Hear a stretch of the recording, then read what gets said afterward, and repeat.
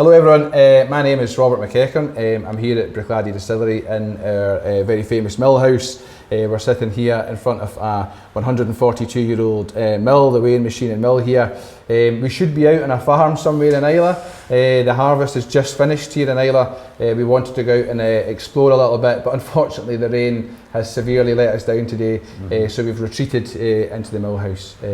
I'm here with our head distiller, Mr. Adam Hannett. Adam, good to see you. Thanks for having me, Rab. It's good to be here. Like you say, you can probably hear the rain beating down on the roof behind us. But, I think they probably can. But we're safer in here, eh? You brought whiskey, so that's why I invited you, basically. So we're here to talk a little bit about our new unpeated Barley Exploration series. This is something we do sort of every year. It kind of comes around roughly. And essentially the Barley Exploration series is an exploration of the where we grow barley, the how we grow it, and the what we're growing, essentially. So the Isle of Barley is very much exploring our own island and that region that we grow barley in. Organic is obviously the how, so we work with an organic barley grower that I'm sure you'll tell us a wee bit more about. And then the beer barley is very much the what. That's the grain, isn't it? It's we grow that in Orkney, but it's very much the focus on that very unique grain type again, which I think you'll tell us a wee bit more about. But it would just be cool to understand, I think, for people at home, if you take these three liquids side by side, for you, what makes each one individual or different to the other?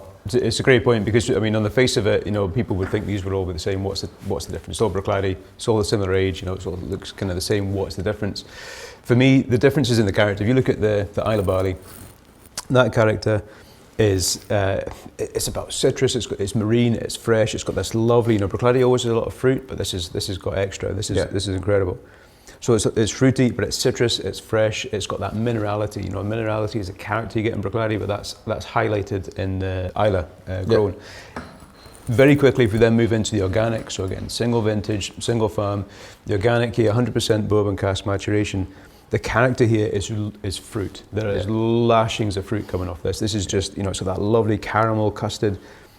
So it's a little bit lighter in style to the Isle of Barley, and you can pick that up on the nose. So straight away, it's a little bit lighter, a little bit more fruity, so the character is slightly different.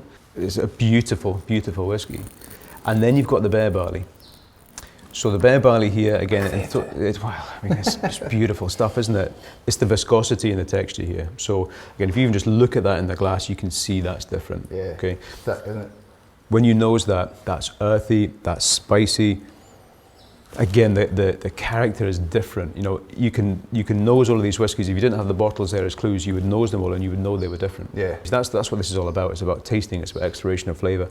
But that bear barley, it's the viscosity, it's that fruit again. It's not the same as the organic. It doesn't have that same balance. But that's the thing, the characters are all different, and then it's looking back at the details and then you can understand why those characters are different. Exploration of flavour.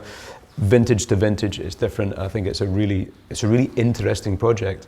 Again, we look at this as a project, as a way of exploring flavour. Even if you knew none of that, it's amazing whiskey. It's really good whiskey. And I put the other two down quite quickly, but I will hold into this one, I think, for a while, because I shouldn't say it, but it's my favourite. So. I think we can go with that. So, Isle of Barley, obviously, we grow in Islay.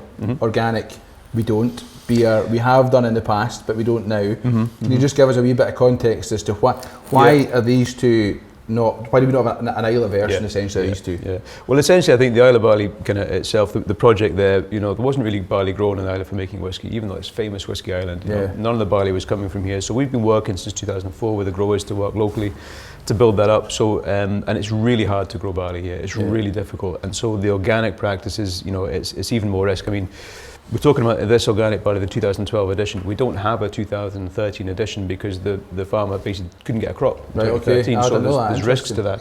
And again, we're trying to bring this Isle of Barley project up, support the community and invest back into the farming community.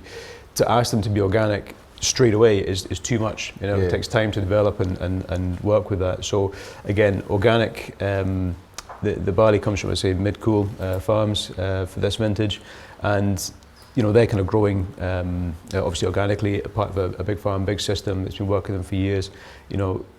So not all their eggs aren't in one basket with this. Whereas the Isle of farmers, there's cattle, there's sheep, there's barley.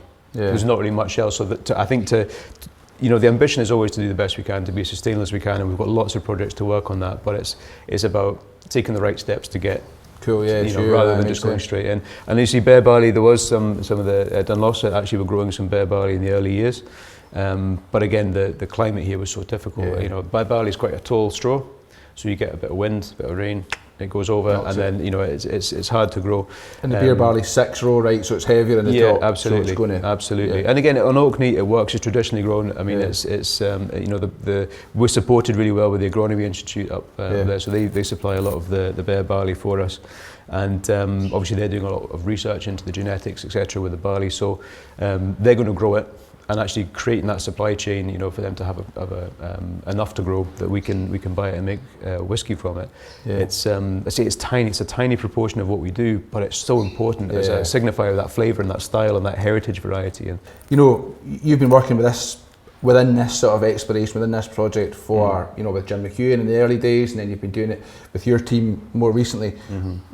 What's sort of like for you as a distiller and as an Islay person? What's it sort of all about for you, really? What are you getting out of it? You know, do you know the I think with the Islay, with the kind of whiskey exploration series, is about provenance. It's about understanding the difference in flavours. So for me as a distiller, that's the most important thing, to understand where the flavours are coming from and how the flavours are affected. But again, being from Islay, like there's nothing like making whiskey's a pretty cool thing. You know? Let's be honest, you go around the world, people know Islay whiskey. That's an amazing thing. There's only about 3,000 people here, you know, it's an amazing thing. But to make whiskey with Islay grown barley, even if it didn't make a difference, we would still do it because it's supporting the community and it feels really good when you're watching that spirit come off the still, and you know, it's Islay grown spirit, it's being distilled here in Islay. I think that's an amazing thing. So it's more than just the flavour. That's obviously a big part of it, the flavour exploration. But it's about investing in the communities. It's about sustainable practices. It's about learning. It's about evolving. It's not about staying still. It's always about moving forward and learning. So, you know, we started with 1 grower in 2004, 7 growers back in 2013 for this 2014 distillation. I think the harvest at the moment is about 22 growers on the island. So again, investing in that community, getting people on board. It's about working forward all the time. I think it's cool for me going out and about and meeting the farmers with groups and stuff, and you're actually seeing the next generation of farmer coming through now, growing barley for us, and you're seeing young people like Andrew Jones and Scott McClellan at Kilheran, and you know, there's loads of young guys and girls involved in it now. And back when this sort of started in 2004, growing barley was probably en masse. It was like a generation back even. So to see young people doing it from their kind of parents is for me mega cool. Absolutely. So I think it's interesting looking at the the sustainability stuff that we're working on, and obviously we'll talk a little bit about the glass sustainability, and being environmentally conscious has become so important to us over the last kind of 20 odd years. I think for me, it's almost like our, you know, the vision from Simon and Mark and Jim McEachern and Duncan McGilvery and everyone, all the team back then, the focus on terroir and the climate and the geography. I think that sort of aimed their eyes and aimed their scope onto, you know, the environment and the knock-on effect that everything we're doing is having. So I think it's really cool now to see, like, you know, we're making whiskey right at the end of the day, but we're actually starting projects now. We're starting the process with the environment, and you know, our responsibility is there in mind first, and then we're working away from that. Whereas it used to be that we were sort of working, and then we would do little bits in between to try and be as environmentally responsible as possible. So I think that's mega cool. Thoughts on the new glass? I absolutely love it. Absolutely love it. I think the great thing, again, like you say, you know, the kind of being more sustainable, you know, that looks amazing. Let's not hide in a tin. We're not going to hide in a tin. We get rid of all that secondary packaging and all that kind of stuff. And again, all the information is there. I think that's a great thing. The bottle looks amazing. I mean, we're paid. We're not going to stand and say it looks rubbish, but it genuinely does look amazing. It's I mean, the key things, obviously, you know, for you guys at home to, I suppose, to know as well, is, you know, the whole. This is the first time we've built a piece of packaging, a bottle or anything from the ground up with the sustainability and the responsibility to the environment, number one. So, you know, the whole process, this bottle as a whole reduces our carbon footprint. There's less waste, there's less wasted space, so the bottle, you can get far more bottles per pallet into the distillery and back out the distillery.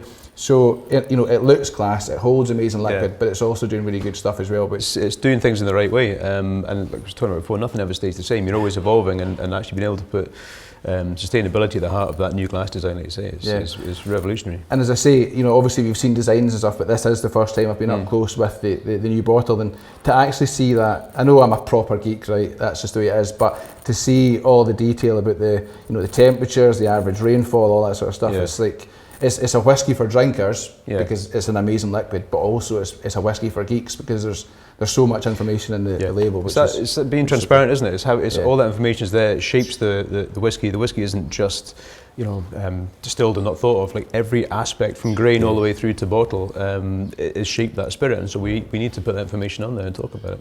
Yeah, cool. Well, we've got 3 drams to finish, so we'll do that off camera because who knows what could happen in that. But of course, we've given you a little bit of information about the 3 new products that are now available, but if you want to learn more, there's loads of stuff on our website at Bruichladdich.com. The bottles, these 3 releases are now available at Bruichladdich.com as well as at specialist retailers globally. So yeah, head over there, you can join our mailing list, you can get your mates to join our mailing list. There's loads more information about this sort of stuff that we're working on there. So yeah, we'll see you around, and hopefully you'll enjoy a dram of this soon. So slán you, Adam. Cheers for that, much appreciated.